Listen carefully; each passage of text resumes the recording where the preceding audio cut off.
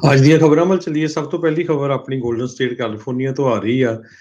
California ਦੇ ਵਿੱਚ Democrats ਇੱਕ ਇਦਾਂ ਦਾ ਬਿੱਲ ਲੈ ਕੇ ਆ ਰਹੇ ਆ ਜਿਹਦੇ ਮੁਤਾਬਕ ਨਾਨ ਸਿਟੀਜ਼ਨ ਉਹ ਵੀ ਪੁਲਿਸ ਆਫੀਸਰ ਬਣ ਸਕਦੇ ਹੈਗੇ ਆ। ਇਸ ਬਿੱਲ ਨੂੰ ਲਿਆਉਣ ਵਾਲੀ ਬੀਬੀ ਸੈਨੇਟਰ ਨੈਸੀ ਸਕਿਨਰ ਉਹ ਕਹਿ ਰਹੀ ਆ ਵੀ ਕਿਉਂਕਿ ਪੁਲਿਸ ਆਫੀਸਰਸ ਦੀ ਗਿਣਤੀ ਬਹੁਤ ਘੱਟ ਆ CHP 'ਚ ਵੀ, ਸੋ ਸਾਨੂੰ ਬਹੁਤ ਜ਼ਿਆਦਾ ਲੋਕ ਚਾਹੀਦੇ ਆ। ਤੇ ਉਹਦੇ ਲਈ ਜੇ ਕੋਈ ਲੀਗਲ ਹੈਗਾ ਇੱਥੇ, ਜਿਹਦੇ ਕੋਲ ਚਾਹੇ ਉਹ ਪਰਮਾਨੈਂਟ ਰੈਜ਼ੀਡੈਂਟ ਆ ਜਾਂ ਲੀਗਲੀ ਰਹਿਣ ਵਾਲਾ ਆ, ਉਹ ਪੁਲਿਸ ਆਫੀਸਰ ਬਣ ਸਕਦਾ ਹੈਗਾ। ਸੋ SV 960 ਬਿੱਲ ਇਹ ਡੈਮੋਕ੍ਰੇਟ ਲੈ ਕੇ ਆ ਰਹੇ ਆ। ਪਹਿਲਾਂ ਇਹ ਬਿੱਲ ਵੋਟ ਹੋ ਚੁੱਕੀ ਇਸ ਬਿੱਲ ਦੀ ਇੱਕ ਕਮੇਟੀ ਦੇ ਵਿੱਚ, ਜਿਹੜੇ 4 ਜਣੇ ਹੱਕ ਸੀ ਤੇ 1 ਜਣਾ ਇਹਦੇ ਉਲਟ ਸੀਗਾ।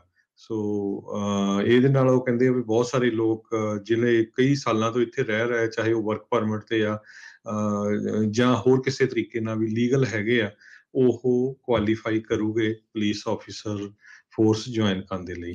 ਜੇ ਕਹਿੰਦੇ ਵੀ ਇੱਧਰ ਗ੍ਰੀਨ ਕਾਰਡ ਹੋਲਡਰ ਜਾਂ ਕਿਸੇ ਵੀ ਤਰੀਕੇ ਦਾ ਜਿਹੜੇ ਲੀਗਲ ਵੀਜ਼ਾ ਦੇ ਉੱਤੇ ਇੱਥੇ ਹੈਗੇ ਆ, ਉਹ ਆਫੀਸਰ ਬਣ ਸਕਦੇ ਆ। ਅਨਡਾਕੂਮੈਂਟ ਇਮੀਗ੍ਰੈਂਟਸ ਇਸ ਦੇ ਵਿੱਚ ਨਹੀਂ ਹੈਗੀ। ਆਲਰੇਡੀ ਦੇਖਿਆ ਜਾਵੇ ਅਮਰੀਕਾ ਦੇ ਵਿੱਚ ਤੁਸੀਂ ਫੌਜ ਦੇ ਲਈ ਆਪਣੀ ਜਾਨ ਕੁਰਬਾਨ ਕਰ ਸਕਦੇ ਆ। ਸੋ ਇਸੇ ਤਰੀਕੇ ਨਾਲ ਇਹਨਾਂ ਨੇ ਕਿਹਾ ਵੀ ਭਾਈ ਹੋਰ ਜੇ ਸਾਰੀਆਂ ਚੀਜ਼ਾਂ ਇਹ ਕਰ ਸਕਦੇ ਆ ਤੇ ਪੁਲਿਸ ਅਫਸਰ ਜਿਹੜੇ ਕਹਿੰਦੇ ਵੀ ਕਿਉਂ ਨਹੀਂ ਬਣ ਸਕਦੇ। ਕਹਿੰਦੇ ਵੀ ਮੇਰੇ ਜਿਹੜੇ ਆ ਉਹ ਦੱਸਿਆ ਗਿਆ ਮੈਨੂੰ ਵੀ ਬਹੁਤ ਸਾਰੇ ਅਜਿਹੇ ਲੋਕ ਆ ਜਿਹੜੇ ਸਿਟੀਜ਼ਨ ਨਹੀਂ ਹੈਗੇ, ਪਰ ਉਹ ਬਾਕੀ ਤਰੀਕੇ ਦੇ ਨਾਲ ਕੁਆਲੀਫਾਈ ਕਰਦੇ ਆ ਪੁਲਿਸ ਅਫਸਰ ਬਣਨ ਦੇ ਲਈ। ਸੋ ਇਸ ਬਿੱਲ ਨੂੰ ਲਿਆਂਦਾ ਜਾ ਰਿਹਾ। ਸੋ ਅਜੇ ਬਿੱਲ ਇਹ ਪਾਸ ਨਹੀਂ ਜਿਹੜਾ ਹੋਇਆ ਮਾਰਚ ਦੇ ਮਹੀਨੇ ਦੇ ਵਿੱਚ, ਜਿੱਦਾਂ ਪਹਿਲੋਂ ਕਿਹਾ ਵੀ ਇਸ ਦੇ ਉੱਤੇ ਵੋਟ ਜਿਹੜੀ ਆ ਉਹ ਪਾਈ ਗਈ ਸੀਗੀ। ਸੋ ਹੁਣ ਦੇਖੋ ਵੀ ਇਸ ਦੇ ਵਿੱਚ ਅੱਗੇ ਕਿਸ ਤਰੀਕੇ ਦੇ ਨਾਲ ਜਿਹੜਾ ਹੈ ਉਹ ਅੱਗੇ ਵੱਧਦੇ ਆ। ਸੋ ਇਸ ਬਿੱਲ ਦੇ ਨਾਲ ਸਿਰਫ ਲੀਗਲ ਇਮੀਗ੍ਰੈਂਟਸ, ਇਹ ਨਹੀਂ ਵੀ ਜਿਹੜੇ ਇਲੀਗਲ ਇਮੀਗ੍ਰੈਂਟਸ ਆ ਉਹਨਾਂ ਨੂੰ ਪੁਲਿਸ ਅਫਸਰ ਬਣਾਇਆ ਜਾਊਗਾ, ਪਰ ਇਹ ਨਵੀਂ ਚੀਜ਼ ਜਿਹੜੀ ਉਹ ਹੋਣ ਜਾ ਰਹੀ ਹੈਗੀ ਆ। ਫੌਜ ਦੇ ਵਿੱਚ ਆਲਰੇਡੀ ਇਸ ਚੀਜ਼ ਦੀ ਖੁੱਲ੍ਹ ਹੈਗੀ ਆ। ਸੋ ਕੈਲੀਫੋਰਨੀਆ ਪਹਿਲਾ ਸੂਬਾ ਬਣੂਗਾ ਜੇ ਇੱਥੇ ਇਸ ਨੂੰ ਅਲਾਓ ਕੀਤਾ ਜਾਂਦਾ ਹੈ ਤਾਂ। ਜੀ, ਅੱਜ ਦੀਆਂ ਖਬਰਾਂ ਵੱਲ ਚੱਲੀਏ। ਸਭ ਤੋਂ ਪਹਿਲੀ ਖਬਰ ਆਪਣੀ ਗੋਲਡਨ ਸਟੇਟ ਕੈਲੀਫੋਰਨੀਆ ਤੋਂ ਆ ਰਹੀ ਆ। ਕੈਲੀਫੋਰਨੀਆ ਦੇ ਵਿੱਚ ਡੈਮੋਕ੍ਰੇਟਸ ਇੱਕ ਇਦਾਂ ਦਾ ਬਿੱਲ ਲੈ ਕੇ ਆ ਰਹੇ ਆ ਜਿਹਦੇ ਮੁਤਾਬਕ ਨਾਨ ਸਿਟੀਜ਼ਨ ਉਹ ਵੀ ਪੁਲਿਸ ਆਫੀਸਰ ਬਣ ਸਕਦੇ ਹੈਗੇ ਆ।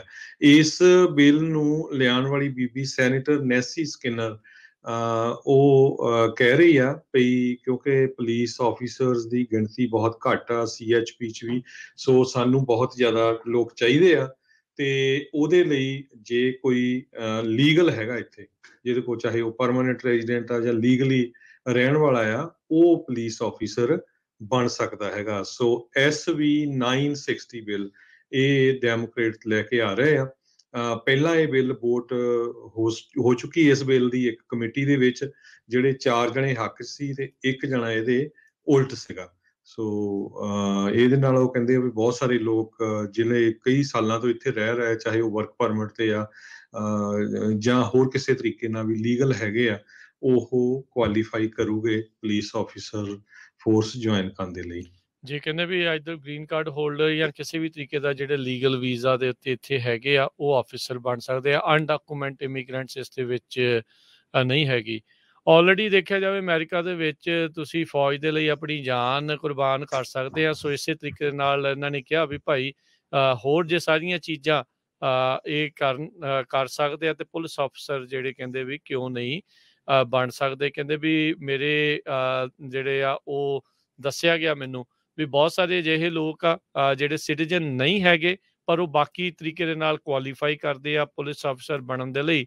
ਸੋ ਇਸ ਬਿੱਲ ਨੂੰ ਲਿਆਂਦਾ ਜਾ ਰਿਹਾ। ਸੋ ਅਜੇ ਬਿੱਲ ਇਹ ਪਾਸ ਨਹੀਂ ਜਿਹੜਾ ਹੋਇਆ ਮਾਰਚ ਦੇ ਮਹੀਨੇ ਦੇ ਵਿੱਚ, ਜਿੱਦਾਂ ਪਹਿਲੋਂ ਕਿਹਾ ਵੀ ਇਸ ਦੇ ਉੱਤੇ ਵੋਟ ਜਿਹੜੀ ਆ ਉਹ ਪਾਈ ਗਈ ਸੀਗੀ। ਸੋ ਹੁਣ ਦੇਖੋ ਵੀ ਇਸ ਦੇ ਵਿੱਚ ਅੱਗੇ ਕਿਸ ਤਰੀਕੇ ਦੇ ਨਾਲ ਜਿਹੜਾ ਹੈ ਉਹ ਅੱਗੇ ਵੱਧਦੇ ਆ। ਸੋ ਇਸ ਬਿੱਲ ਦੇ ਨਾਲ ਸਿਰਫ ਲੀਗਲ ਇਮੀਗ੍ਰੈਂਟਸ, ਇਹ ਨਹੀਂ ਵੀ ਜਿਹੜੇ ਇਲੀਗਲ ਇਮੀਗ੍ਰੈਂਟਸ ਆ ਉਹਨਾਂ ਨੂੰ ਪੁਲਿਸ ਅਫਸਰ ਬਣਾਇਆ ਜਾਊਗਾ, ਪਰ ਇਹ ਨਵੀਂ ਚੀਜ਼ ਜਿਹੜੀ ਉਹ ਹੋਣ ਜਾ ਰਹੀ ਹੈਗੀ ਆ। ਫੌਜ ਦੇ ਵਿੱਚ ਆਲਰੇਡੀ ਇਸ ਚੀਜ਼ ਦੀ ਖੁੱਲ੍ਹ ਹੈਗੀ ਆ। ਸੋ ਕੈਲੀਫੋਰਨੀਆ ਪਹਿਲਾ ਸੂਬਾ ਬਣੂਗਾ ਜੇ ਇੱਥੇ ਇਸ ਨੂੰ ਅਲਾਓ ਕੀਤਾ ਜਾਂਦਾ ਹੈ ਤਾਂ।